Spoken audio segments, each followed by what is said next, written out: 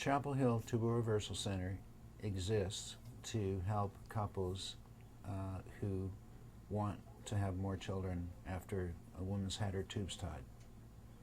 And this is the only medical facility like this anywhere in the world. It really is very unique. So our mission is to make tubal reversal surgery safe, comfortable, affordable, and really basically to give people the best medical care that they can possibly have. We think this is important, to be accessible to patients. This is important for them to get information. Having complete information, in my view, is essential for somebody to be able to make an informed decision. When a patient actually signs the form for their surgery, what they're doing is signing a form that says informed consent for surgery. So what is informed consent? It means that they understand what the operation is, they know what the potential benefits and risks are, and alternatives, alternative treatment, or what's likely to happen if they don't have this operation and what's likely to happen if they do.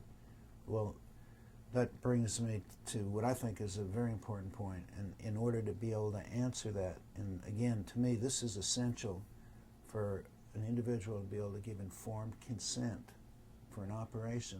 They have to be able to understand all of these elements: benefits, risks, alternatives. Well, how can you understand the benefit of a surgery that's designed to, help a woman get pregnant unless you actually know what the pregnancy rate is? And the fact is, this is the only medical facility in the world that has that information, where we've actually taken the time and the trouble to set up a system of following up all of our patients and maintaining contact so we know when they get pregnant, we follow them through the pregnancies, we know what the outcomes of the pregnancies are, and if they become pregnant more than once, we know that. And they're really, you would think, well, this is a logical approach. I mean, it makes good sense. If you're saying, well, do I want to have tubal reversal surgery, you're going to want to know what's the chance that I'll get pregnant. But unfortunately, when people ask most doctors that, they're just given almost an imaginary number, or a number that is kind of pulled out of the air.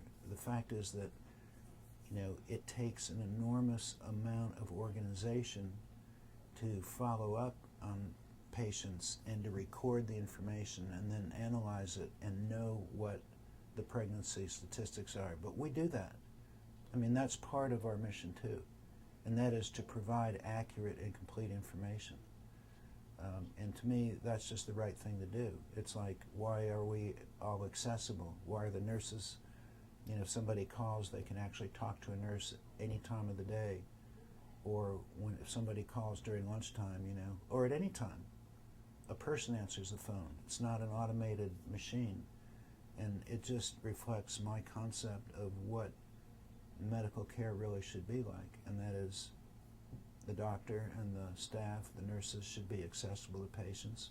They should be able to answer all their questions. If there's a potential problem, they should be able to, identify it and deal with that immediately.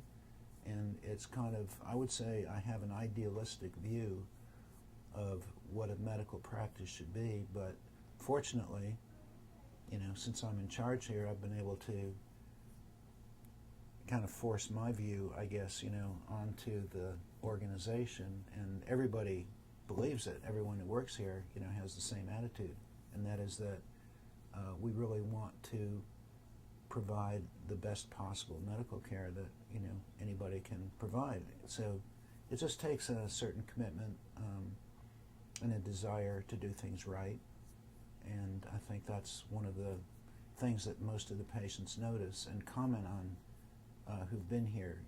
Frequently I hear these comments, about how even after a year or two after they've been here for surgery, that it's easier to talk to me or to one of our nurses than to try to get in and talk to their own doctor, where they live.